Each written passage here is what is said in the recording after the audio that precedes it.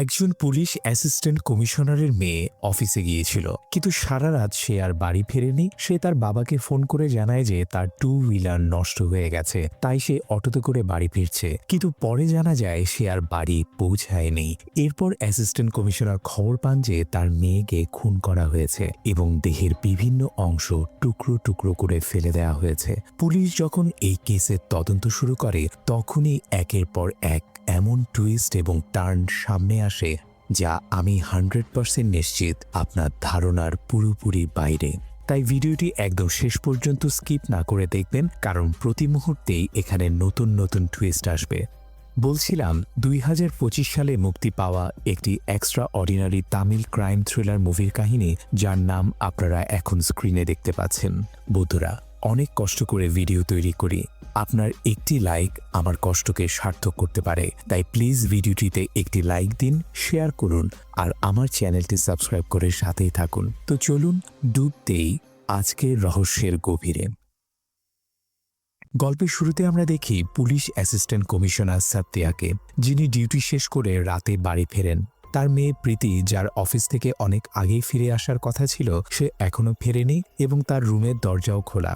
Satya প্রীতিকে call করলে সে জানায় যে তার টু হুইলার নষ্ট হয়ে গেছে এবং সে একটি ক্যাব বুক করেছিল, কিন্তু ক্যাব ড্রাইভার রাইড ক্যান্সেল করে দেয়। এরপর ক্যাব বুকিং অ্যাপও কাজ করা বন্ধ করে দেয়। প্রীতি বলে যে সে এখন বাস স্টপে আছে এবং অটো নিয়ে বাড়ি চলে আসবে। তখন সত্যা বলে রাত 11:30 বাজে, এই সময় তুমি একা অটোতে আসবে? তখন প্রীতি বলে, ডোন্ট ওয়ারি পাপা, আমি তো একজন অ্যাসিস্ট্যান্ট কমিশনারের মেয়ে, আমার কিসের ভয়, আমি বাড়ি চলে আসব, তুমি প্লিজ ঘুমিয়ে পড়ো। সত্যা একটু চিন্তিত হয়েই বলে, ঠিক আছে মা, কিন্তু বাড়ি এসে অবশ্যই আমার সঙ্গে দেখা করবে, তারপর নিজের রুমে যাবে। প্রীতি বলে, ওকে পাপা, অটো পেয়ে গেছি, আমি আসছি, এই বলে কল কেটে দেয়। বন্ধুরা, সত্যা স্ত্রী সম্পর্কে বললে তিনি আমেরিকায় থাকেন। তিনি ফোন করে জানতে চান প্রীতি এখনো বাড়ি আসেনি নাকি, আর বলেন বেশি আদর যত্ন করছো বলেই ও এমন হয়েছে। তখন সত্যা বলেন, আরে ও চলে আসবে, অযথা টেনশন নিও না তো। এই বলে তিনি ফোন কেটে দেন এবং ঘুমিয়ে পড়েন। পরের দিন সকালে সত্যা চা বানিয়ে প্রীতির ঘরে যান।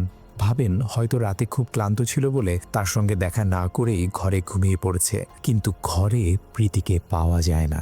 সত্যা আবার প্রীতিকে ফোন করেন, কিন্তু ফোন যাচ্ছে না। এরপর সত্যা থানায় গিয়ে অভিযোগ দায়ের করেন যে তার মেয়ে প্রীতি নিখোঁজ। পুলিশ টিম সত্যাকে কিছু প্রশ্ন করে এবং সেই অনুযায়ী তদন্ত শুরু করে। তারা প্রীতির মোবাইল ট্র্যাক করে জানতে পারে কোন লোকেশনে গিয়ে ফোন সুইচড অফ হয়েছে। প্রীতির বন্ধুদেরও জিজ্ঞাসাবাদ করা হয়।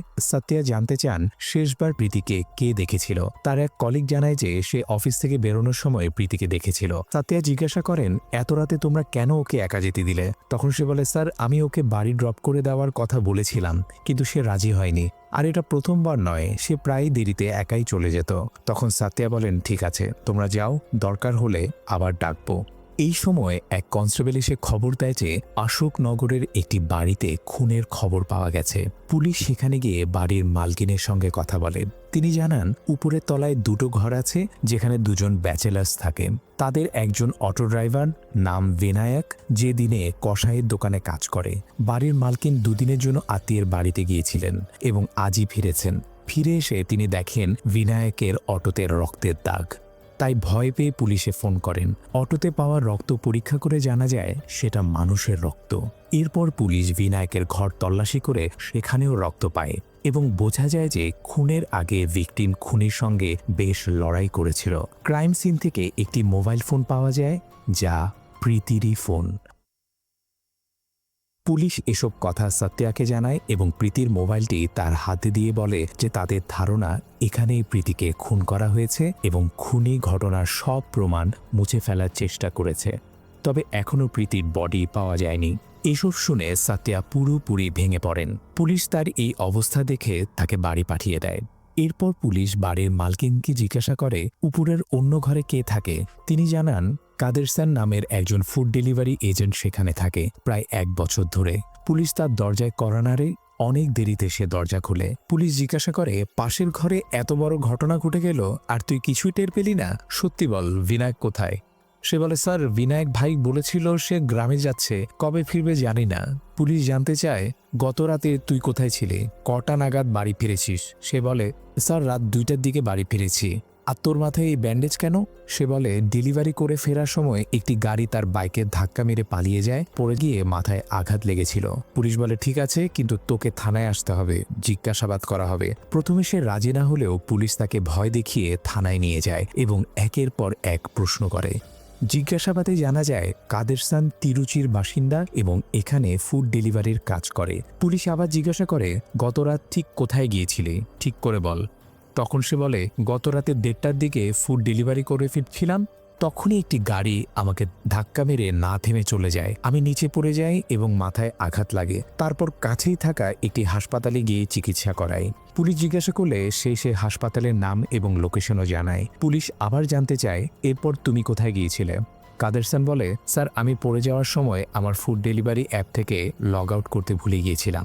এই কারণে যখন মাথায় ব্যান্ডেজ করিয়ে ফিরছিলাম তখন আরেকটি ফুড অর্ডার চলে আসে।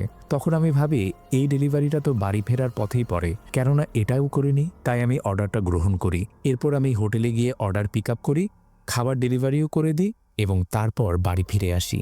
সেই সময় বিনায়ক বাইরে দাঁড়িয়েছিল। তখন সে আমাকে জানায় যে সে 2 দিনের জন্য গ্রামে যাচ্ছে এবং তাড়াতাড়ি সেখান থেকে চলে যায়। আমি নিজেও খুব ক্লান্ত ছিলাম, তাই চুপচাপ নিজের ঘরে গিয়ে ঘুমিয়ে পড়ি। এরপর কাদের সান বলে, স্যার, আমার খুব জোরে খিদে পেয়েছে, সকাল থেকে কিছু খাইনি, আমি কি এখন বাড়ি যেতে পারি? তখন পুলিশ বলে, আমরা তোমার জন্য খাবার আনাচ্ছি, খেয়ে তারপরই যাবে। এই বলে তাকে সেখানেই আটকে রাখে। এরপর পুলিশ যাচাই করতে শুরু করে কাদের সান যা বলেছে তার মধ্যে কতটা সত্য আছে। তারা সেই হাসপাতালে গিয়ে জিজ্ঞাসাবাদ করে যেখানে কাদের সান তার ব্যান্ডেজ করিয়েছিল। হাসপাতালের লোকজন কাদের সানের কথা কনফার্ম করে। তারপর পুলিশ সেই কসাইয়ের দোকানে গিয়ে খোঁজ নেয় এবং জানতে পারে যে দোকানটি শুধু শনিবার আর রবিবার খোলা থাকে, আর শুধু ওই দিনগুলোতেই বিনায়ক সেখানে কাজ করে। এছাড়া দোকানের মালিক পুলিশকে বলে যে বিনায়ক খুব একটা ভালো মানুষ নয়, বিশেষ করে মহিলাদের ব্যাপারে সে আরও খারাপ। এরপর পুলিশ সেই অ্যাপার্টমেন্টে জিজ্ঞাসাবাদ করে যেখানে কাদের সান বলেছিল যে বাড়ি ফেরার আগে সে খাবার ডেলিভারি করেছিল। সেখানে রেজিস্টারে কাদের সানের নাম পাওয়া যায় এবং যে বাড়িতে সে খাবার ডেলিভারি করেছিল সে বাড়ির লোকেরাও কনফার্ম করে যে হ্যাঁ, সে খাবার দিতে এসেছিল। তাই কাদের সানের বিরুদ্ধে সন্দেহ করার মতো কোনো তথ্য পুলিশের হাতে থাকে না। এই কারণেই পুলিশ তাকে ছেড়ে দেয়, কারণ তারা নিশ্চিত হয়ে যায় যে প্রীতির খুনের সঙ্গে কাদের সানের কোনো সম্পর্ক নেই। অন্যদিকে বন্ধুরা, পুলিশ এখনও বিনায়কের সত্যটা জানতে পারেনি, সে কোথায় গেছে বা তার কি হয়েছে। পুলিশ বিনায়ককে কল করলেও সে ফোন তোলে না, তাই পুলিশ তার গ্রামের ঠিকানা জোগাড় করে সেখানে তার বাড়িতে গিয়ে জিজ্ঞাসাবাদ করে। বিনায়কের স্ত্রী নিজেই বলে, স্যার, সে ভালো মানুষ নয়, বিশেষ করে মেয়েদের ব্যাপারে খুবই খারাপ। আমি তো নিজের মেয়েকেও ওর কাছ থেকে লুকিয়ে রাখি, আমি ওর মুখ পর্যন্ত দেখতে চাই না। পুলিশ জিজ্ঞাসা করে, সে কি তোমাকে কল করে? না স্যার, আমিও তাকে কল করি না, আমি ওই লোকটার ব্যাপারে কোনো কথাও বলতে চাই না। এদিকে পুলিশ কন্ট্রোল রুম থেকে খবর আসে যে বিনায়কের মোবাইল অন হয়েছে এবং তার লোকেশন ট্র্যাক করা গেছে। সঙ্গে সঙ্গে পুলিশ সেই লোকেশনের দিকে রওনা দেয়। আরেকটি তথ্য আসে যে বিনায়কের ফোন থেকে কাদের সানের নম্বরে কল করা হচ্ছে, কিন্তু কাদের সান ফোন তোলে না। এরপর পুলিশ কাদের সানকে কল করলেও সে ফোন তোলে না। বাধ্য হয়ে পুলিশ কাদের সানকে ট্র্যাক করতে শুরু করে। কিছুক্ষণ পর বিনায়কের মোবাইল আবার অফ হয়ে যায় এবং পুলিশ তার লোকেশন ট্র্যাক করতে পারে না।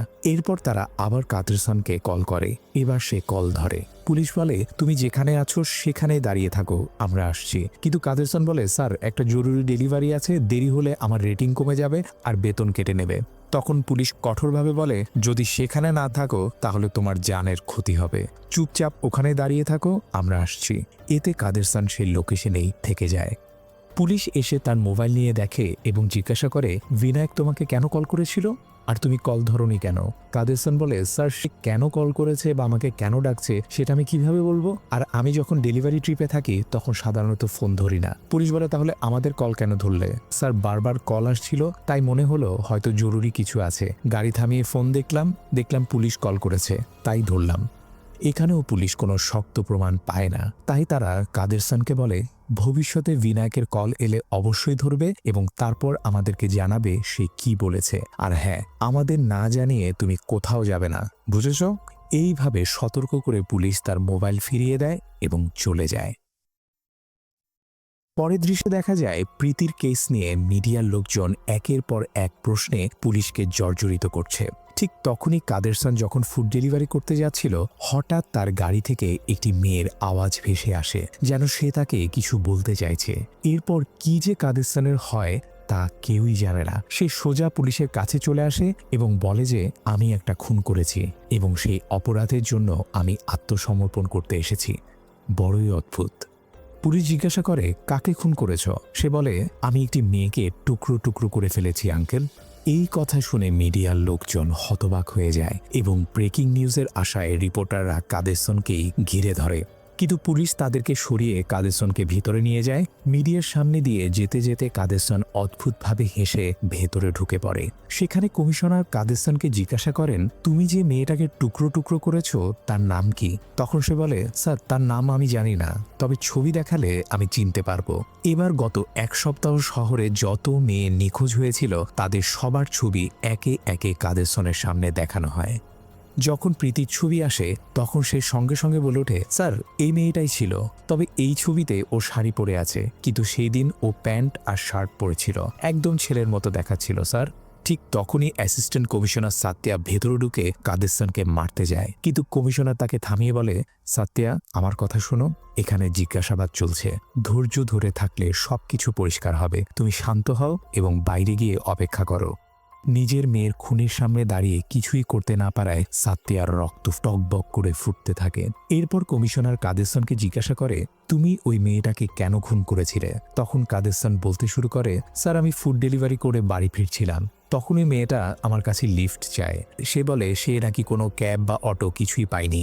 অনেক অনুরোধ করায় আমি রাজি হয়ে যাই, তবে আমি তাকে বলেছিলাম আমার কোনো আপত্তি নেই, কিন্তু এই বড় ডেলিভারি ব্যাগটা তোমাকে পরে বসতে হবে। তখন প্রীতি সেই ব্যাগটা পরে আমার বাইকের পেছনে বসে। পথে একটি মোড়ে ঘোরার সময় এক অটো চালক হালকা করে তাদের গাড়িতে ধাক্কা দেয় এবং দুজনেই বাইক সহ রাস্তায় পড়ে যায়। কাদেরসনের তেমন কোনো আঘাত লাগেনি।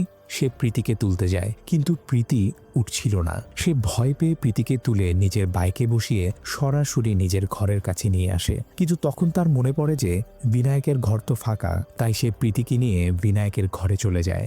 সেখানে গিয়েও সে অনেক চেষ্টা করে প্রীতিকে জাগানোর, কিন্তু প্রীতির চোখ না খোলায় সে ধরে নেয় যে প্রীতি মারা গেছে। কাদেরসন পুরোপুরি ঘাবড়ে যায়। ওই ঘরে একটা বড় ছুরি পড়েছিল, কারণ প্রতি শনিবার ও রবিবার বিনায়ক কসাইয়ের দোকানে কাজ করত, সেটা তারই ছুরি ছিল। কাদেরসন সেই ছুরি তুলে প্রীতির গলায় আঘাত করে। তখনই সে বুঝতে পারে যে প্রীতি তখনও বেঁচে ছিল। রাস্তায় পড়ে যাওয়ার কারণে সে শুধু অজ্ঞান হয়ে গিয়েছিল, মারা যায়নি। স্যার আমি বুঝতেই পারিনি কি করব, আমি ভীষণ ভয় পেয়ে গিয়েছিলাম, আর তখনই ওই ছুরি দিয়ে মেয়েটার শরীর টুকরো টুকরো করে ফেলি। এই কথা শুনে সাত্যা আর নিজেকে সামলাতে পারে না। সে ভেতরে ঢুকে কাদেরসনকে ভয়ঙ্করভাবে মারধর করে। অন্য পুলিশরা সাত্যাকে শান্ত করে বাইরে নিয়ে যায়। এরপর পুলিশ জিজ্ঞাসা করে শরীর টুকরো করার পর তুমি কি করেছিলে?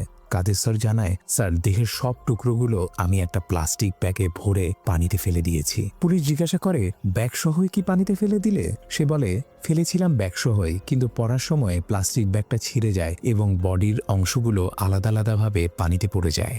কিন্তু কাদেরসনের কথা বলার ভঙ্গি, তার আচরণ এবং অস্বাভাবিক কথাবার্তা দেখে কমিশনার স্পষ্ট বুঝে যায় যে কাদেরসন মানসিকভাবে অসুস্থ। কমিশনার তাকে জিজ্ঞাসা করে এটা কি তোমার প্রথম খুন, নাকি এর আগেও তুমি খুন করেছ? তখন কাদেরসন এক বড় টুইস্ট সামনে আনে। সে বলে এর আগে আমি আরও 2টা খুন করেছি। প্রথমটা আমার ম্যাথস টিচারকে, আমি তাকে পাথর ছুঁড়ে ফেলে দিয়েছিলাম, তারপর সেই পাথর দিয়ে তার মাথা থেতলে মেরে ফেলি। দ্বিতীয়বার আমি আমার কলেজের এক বন্ধুকে খুন করি। আমরা দুজনে একবার জঙ্গলে গিয়ে বিয়ার খাচ্ছিলাম, তখন সে বিয়ারের বোতল দিয়ে তার মাথায় আঘাত করে তাকে মেরে ফেলি। বন্ধুরা, তার এমন উদ্ভট আর এলোমেলো কথা শুনে পুলিশরা শকড হয়ে যায় এবং জিজ্ঞাসা করে তাহলে সে লাশগুলো কোথায়? কাদেরসন বলে আমি সেগুলো একটি খ্রিস্টান কবরস্থানে পুঁতে রেখেছি। পুলিশ সঠিক লোকেশন জানতে চাইলে সে বলে সেখানে যে মূর্তিটা আছে তার পাশেই আমি দেহটা কবর দিয়েছিলাম। এরপর পুলিশ কাদেরসনের এইসব স্টেটমেন্টের ভিডিও মিডিয়ায় রিলিজ করে দেয়। সব নিউজ চ্যানেলেই তখন একটাই আলোচনা, অ্যাসিস্ট্যান্ট কমিশনারের মেয়ের কেসটা আসলে কি, কিভাবে হয়েছে আর কি চলছে। পুলিশ এটাও জানায় যে এটা কোনো সাধারণ খুনি নয়, বরং একজন সিরিয়াল কিলার। এরপর পুলিশ কাদেরসনের বাবা মায়ের খোঁজ বের করে তাদের জিজ্ঞাসাবাদ করতে যায়। তারা বলে আমাদের ছেলে কখনোই খুন করতেই পারে না, নিশ্চয়ই এর পেছনে কোনো ষড়যন্ত্র আছে। কাদেরসন পুলিশকে বলেছিল যে সে তার এক বন্ধুকে জঙ্গলে মেরেছিল, তাকে একটি খ্রিস্টান কবরস্থানে মূর্তির পাশে পুঁতে রেখেছে। তাই পুলিশ সেখানে গিয়ে খনন কাজ শুরু করে। একই সঙ্গে তারা সেই স্কুলে গিয়ে জিজ্ঞাসাবাদ করে যেখানে কাদেরসন পড়াশোনা করেছিল, কারণ সে দাবি করেছিল যে সে তার ম্যাথস টিচারকে খুন করেছে। স্কুলের স্টাফরা জানায় কাদেরসন একজন অ্যাভারেজ ছাত্র ছিল, কিন্তু ভালো ছেলে ছিল। পুলিশ জিজ্ঞাসা করে, এখানে কি কোনো ম্যাথস টিচার খুন হয়েছিল? আপনি কি এই বিষয়ে কিছু জানেন? তখন আরেকটা বড় টুইস্ট সামনে আসে। স্কুলের ওই শিক্ষিকা বলেন, বহু বছর ধরে এই স্কুলে একমাত্র ম্যাথস টিচার আমি নিজেই, মানে এখানে কোনো ম্যাথস টিচার খুনই হয়নি। এদিকে কবরস্থানে যেখানে পুলিশ খনন করাচ্ছিল সেখানে একটি কঙ্কাল পাওয়া যায়। এরপর পুলিশ কাদেরসনের কলেজে গিয়ে জিজ্ঞাসাবাদ করে, কারণ কাদেরসন আর তার যে বন্ধুকে সে খুন করেছে বলে দাবি করেছিল দুজনেই এই কলেজেই পড়তো। কিন্তু সেখানে জানা যায় কাদেরসন আর তার সেই বন্ধু খুবই ঘনিষ্ঠ ছিল, সবসময় একসঙ্গে ঘুরত, আর এখন সেই বন্ধু বিদেশে সেটেল হয়ে গেছে। বন্ধুরা, এইসব শুনে পুলিশ হতবাক হয়ে যায়, কারণ কাদেরসন যে দুই খুনের কথা বলেছিল সেই দুইজনই জীবিত। তাহলে কবরস্থানে পাওয়া কঙ্কালটা কার? এরপর পুলিশ ফরেন্সিকের সাহায্যে সে কঙ্কাল পরীক্ষা করতে পাঠায়। এখানেই সামনে আসে আরেকটি ভয়ঙ্কর টুইস্ট। ফরেন্সিক রিপোর্টে জানা যায় যে যেই কঙ্কালটি পাওয়া গেছে সেই মানুষটি প্রায় ৩৫ বছর আগে মারা গিয়েছিল। সেই সময় তো কাদেরসনের জন্মই হয়নি, তাহলে সে কিভাবে ওই খুন করতে পারে? তখন পুলিশের মনে হয় প্রীতির খুনের মামলায় নিজেকে বাঁচানোর জন্যই কাদেরসন পুলিশকে বিভ্রান্ত করার চেষ্টা করছে। এরপর পুলিশ কাদেরসনকে কোর্টে পেশ করে। সেখানেও সে অদ্ভুতভাবে হাসতে থাকে। তাকে বলা হয়, জাজের প্রশ্নের উত্তর দাও। তখন কাদেরসন বলে, হ্যাঁ হ্যাঁ জাজ আঙ্কেল, জিজ্ঞেস করুন না। এতে জাজ রেগে গিয়ে বলে, ভদ্রভাবে জবাব দাও। জাজ স্পষ্ট করে প্রশ্ন করেন, তুমি কি স্বীকার করছো যে প্রীতি নামের মেয়েটিকে খুন করে তার শরীর টুকরো টুকরো করেছিলে? তখন কাদেরসন বলে, আমি তার নাম জানি না আঙ্কেল, তবে ছবি দেখলে চিনতে পারবো। তার কথা ও আচরণ দেখে জাজেরও সন্দেহ হয় যে সে স্বাভাবিক নয়, নিশ্চয়ই তার মানসিক অবস্থা ঠিক নেই। জাজ বলেন, আমার তো এটাও সন্দেহ হচ্ছে যে পুলিশ এই কেসটা ঠিকভাবে তদন্ত করেনি, তাই এই মামলায় শক্ত প্রমাণ খোঁজার চেষ্টা করো এবং পরের শুনানির আগে এই ছেলেটাকে একজন সাইকিয়াট্রিস্ট দিয়ে পরীক্ষা করিয়ে সার্টিফিকেট নিয়ে আসো। এই বলে জাজ আগামী ২৪ তারিখে পরবর্তী শুনানির তারিখ দেন। অন্যদিকে প্রীতির মা অর্থাৎ সত্যের স্ত্রী আমেরিকা থেকে দেশে ফিরে আসে। মেয়েকে হারানোর দুঃখে দুজনই ভেঙে পড়ে এবং কান্নায় ভেঙে যায়। ঠিক তখনই সাত্যার কাছে একটি ফোন আসে, যা শুনে সে ভীষণভাবে শকড হয়ে যায়। সঙ্গে সঙ্গে তারা হাসপাতালে ছুটে যায়, যেখানে তাদের জন্য অপেক্ষা করছিল আরেকটি বড় টুইস্ট। কাদেরসন দাবি করেছিল যে সে প্রীতির দেহ টুকরো টুকরো করে ফেলেছে, কিন্তু বাস্তবে দেখা যায় প্রীতি হাসপাতালে জীবিত অবস্থায় পড়ে আছে, যদিও সে অজ্ঞান। জ্ঞান ফিরতেই সে বলে, পাপা আমাকে একা ছেড়ো না, ও আমাকে মেরে ফেলবে। এই কথা বলতে বলতেই সে আবার অজ্ঞান হয়ে যায়। এখান থেকেই বোঝা যায় গল্প এবার নতুন দিকে মন নিতে চলেছে। সাত্যা খুশি হয় কারণ তার মেয়ে বেঁচে আছে, কিন্তু পুলিশ এবার এই কেস আরও গভীরভাবে তদন্ত করতে শুরু করে। তারা জানায় প্রীতি কিভাবে ওই হাসপাতালে এলো। আসলে এই এলাকায় একটি ওয়াটার ট্যাঙ্ক আছে, যেটিকে অটোমেটিক মোটরের মাধ্যমে ভরা হয়। অর্থাৎ ট্যাঙ্ক অর্ধেক খালি হলেই মোটর নিজে থেকেই চালু হয়ে পানি ভরতে শুরু করে। তাই সাধারণত কাউকে মোটর রুমে যেতে হয় না। কেবল কোনো যান্ত্রিক সমস্যা হলে মেইনটেন্যান্স স্টাফ সেখানে গিয়ে চেক করে। একদিন মেইনটেন্যান্স স্টাফ জানতে পারে মোটরের সমস্যা হয়েছে। সে দরজা খুলে ভেতরে ঢুকেই দেখে প্রীতির হাত পা বাঁধা অবস্থায় সে পড়ে আছে। সে সঙ্গে সঙ্গে প্রীতিকে মুক্ত করে হাসপাতালে ভর্তি করায়। ধীরে ধীরে প্রীতি সুস্থ হতে শুরু করে। এরপর কোর্টে পরবর্তী শুনানিতে প্রীতিকে উইটনেস বক্সে দাঁড় করিয়ে প্রশ্ন করা হয়। তাকে কাদেরসনের দিকে ইশারা করে জিজ্ঞাসা করা হয়, এই লোকটাই কি তোমাকে ওই ঘরে বেঁধে রেখেছিল? প্রীতি বলে, আমি তো জানিই না একে।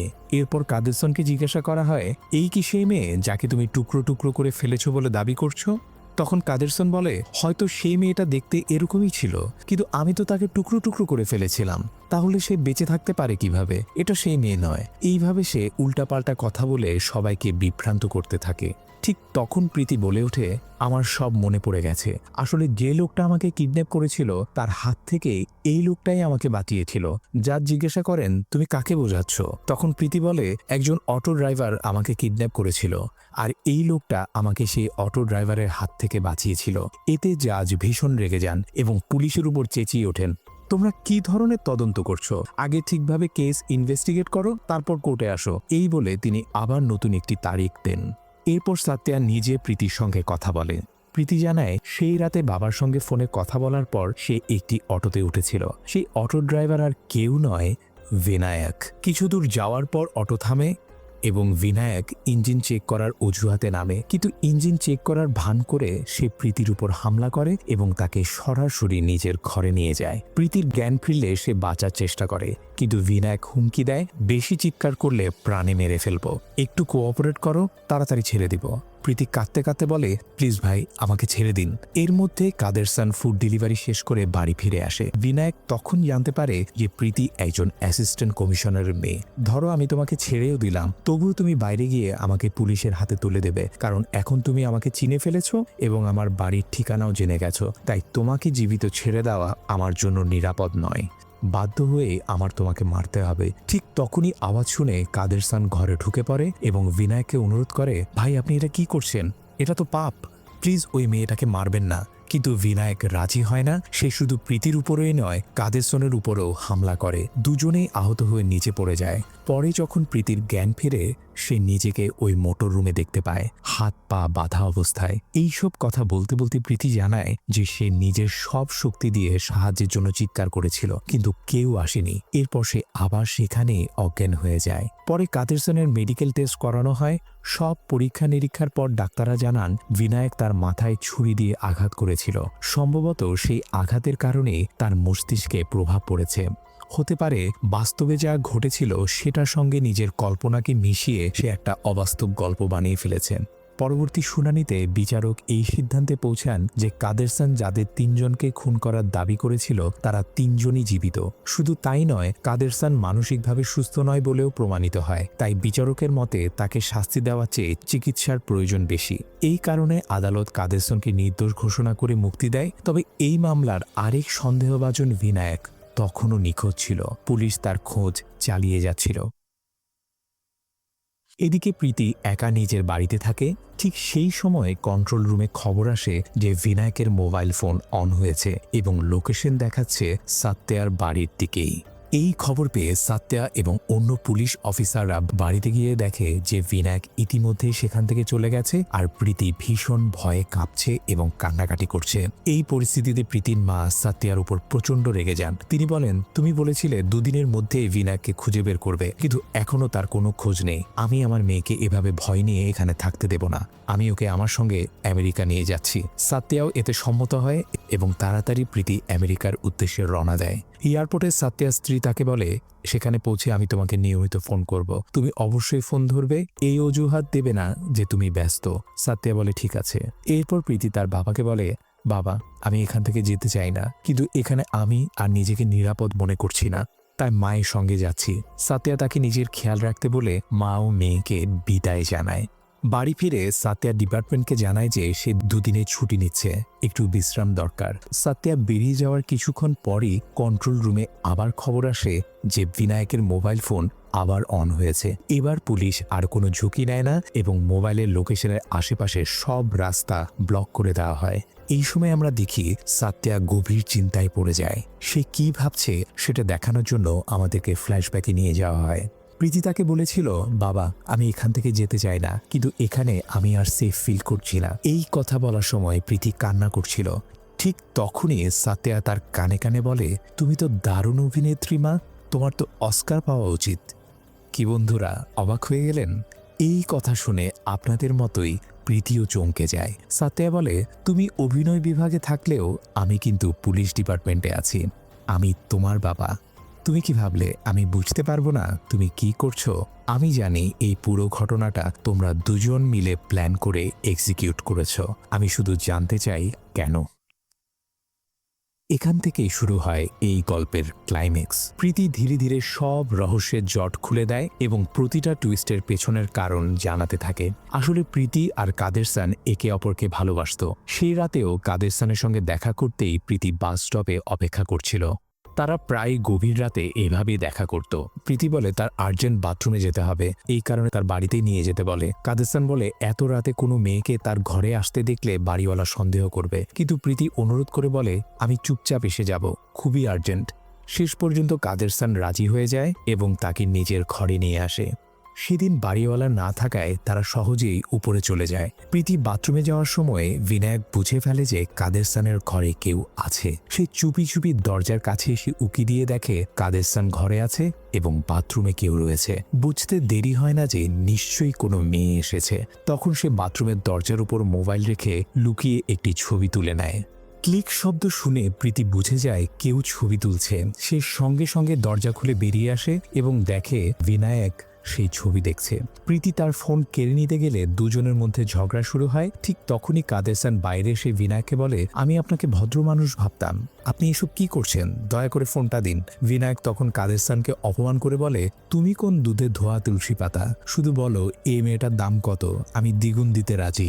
এই কথা শুনে কাদেরসান রেগে গিয়ে তাকে জোরে ধাক্কা দেয় এবং ফোনটি কেড়ে নেয়। নিচে পড়ে গিয়ে বিনায়কের মাথায় আঘাত লাগে। সে হুমকি দিয়ে বলে, তুমি আমাকে মেরেছ, আমি তোমাকে ছাড়ব না। এটা বলতেই সে অজ্ঞান হয়ে যায়। এরপর তারা ফোনে থাকা ছবিটি দেখে, কিন্তু ছবিটি পরিষ্কার না হওয়ায় তারা স্বস্তির নিঃশ্বাস ফেলে সেটি ডিলিট করে দেয়। কিন্তু কিছুক্ষণ পর দেখে বিনায়ক আর নড়ছে না। মাথায় আঘাতের কারণে সে মারা গেছে। দুজনেই ভয় পেয়ে কান্না শুরু করে। কাদেরসান প্রীতিকে নিজের ঘরে ফিরে যেতে বলে। পরে কাদেরসান একটি বড় ছুরি বের করে বিনায়কের দেহ টুকরো টুকরো করে প্যাক করে ফেলে। অনেকক্ষণ কাদেরসান ফিরে না আসায় প্রীতি বিনায়কের ঘরে যায়, কিন্তু সেখানে লাশ না পেয়ে সে কাদেরসানকে জিজ্ঞাসা করে কোথায় সে। তখন কাদেরসান সব সত্য বলে দেয় এবং প্রীতিকে জানায় যে এখন তার সেখানে থাকা নিরাপদ নয়, তাই তাকে দ্রুত নিজের বাড়ি ফিরে যেতে বলে। কাদেরসান বলে সে নিজেই সব ম্যানেজ করে নেবে। তখন প্রীতি তাকে প্রশ্ন করে, তুমি কিভাবে সব ম্যানেজ করবে, কারণ যখন থেকে আমরা এই ঘরে এসেছি তখন থেকে আমাদের ফিঙ্গারপ্রিন্ট, ফুটপ্রিন্ট, চুলের নমুনা সহ আরো অনেক প্রমাণ এখানে ছড়িয়ে আছে। পুলিশের তদন্তে খুব সহজেই বেরিয়ে আসবে যে খুনটা আমরা দুজনেই করেছি। এরপর প্রীতি একটি দুর্দান্ত প্ল্যান বানায়, কারণ সে ছিল তো এক অ্যাসিস্ট্যান্ট কমিশনারের মেয়ে, তাই পুলিশ কিভাবে তদন্ত করে সেই বিষয়টা সে খুব ভালোভাবেই জানত। প্রীতি ধাপে ধাপে সবকিছু পরিষ্কারভাবে বুঝিয়ে দেয়। প্রথমে ফুড ডেলিভারি অ্যাপে লগ ইন করতে হবে, তারপর একটি হাসপাতালে গিয়ে চিকিৎসা নিতে হবে, যাতে চিকিৎসার সময় সিসিটিভি ক্যামেরায় পুরো বিষয়টা রেকর্ড হয়। এরপর ফুড ডেলিভারি করে ক্লান্ত হয়ে বাড়ি ফেরার অভিনয় করতে হবে।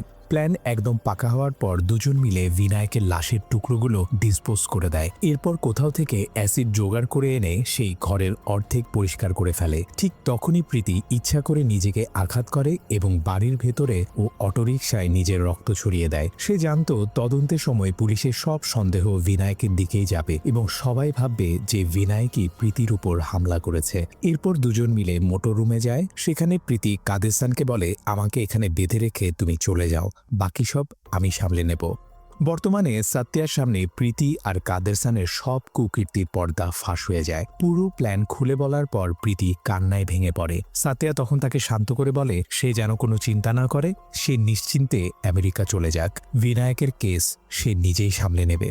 আসলে মাঝে মধ্যে বিনায়কের ফোন অন হওয়া, কিছুক্ষণ পর আবার অফ হয়ে যাওয়া আর সাত্যার বাড়ির আশেপাশে ফোনের লোকেশন দেখানো, এই সবকিছুই ছিল প্রীতির সাজানো নাটক। কারণ বিনায়কের ফোন আসলে প্রীতির কাছেই ছিল। সাত্যার সেই ফোনটা নিয়ে নেয় এবং অন্য জায়গায় গিয়ে সেটি অন করে দেয়, তারপর রাস্তায় ফেলে দেয়। ফোন অন হতেই পুলিশ লোকেশন ট্র্যাক করে সেখানে পৌঁছে যায়, কিন্তু সেখানে তারা শুধু বিনায়কের ফোনটাই পায়, বিনায়ককে নয়।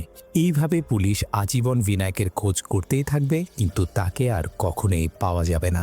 অন্যদিকে দেখা যায় কাদেরসান তার গ্রামে ফিরে এসেছে এবং নিজের বাবা মায়ের সামনে এমন অভিনয় করছে যেন তার মানসিক অবস্থা ঠিক নেই।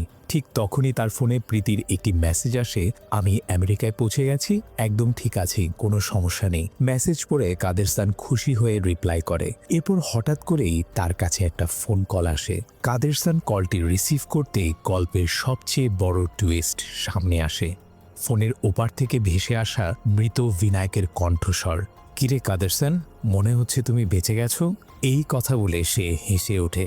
এই আওয়াজ শুনে কাদেরসান একদম জমে যায়, শরীর তার অবশ হয়ে যায়। আর এই ভৌতিক ও শিউরে ওঠা এন্ডিংয়ের সঙ্গে সিনেমাটি শেষ হয়। তবে এটাই শেষ নয়, এই শেষ দৃশ্যই সম্ভবত পরের পার্টের ইঙ্গিত দেয়, অর্থাৎ এন্ডিংটা অসম্পূর্ণ। পার্ট 2 এখান থেকেই শুরু হতে চলেছে। তাহলে প্রশ্ন থেকেই যায়, বিনায়ক বেঁচে গেল কিভাবে? এটা কি আদৌ সম্ভব, নাকি তার আত্মা ফিরে এসেছে? পরের পার্টে কি গল্পে আরো হরর এলিমেন্ট যোগ হবে সেটাই এখন দেখার বিষয়। সব মিলিয়ে বলতে গেলে অনেকদিন পর এমন একটা দারুণ মাথা ঘুরিয়ে দেওয়া সিনেমা এসেছে। আপনাদের কেমন লেগেছে অবশ্যই কমেন্ট করে জানাবেন। আর আমার এক্সপ্লেনেশন যদি আপনাদের ভালো লেগে থাকে তাহলে প্লিজ ভিডিওটি লাইক এবং শেয়ার করে দিন এবং আমাদের চ্যানেলটি সাবস্ক্রাইব করে আমাদের সাথেই থাকুন, কারণ আমরাই একমাত্র এই ধরনের ইন্টারেস্টিং ভিডিও নিয়ে আসি। ধন্যবাদ।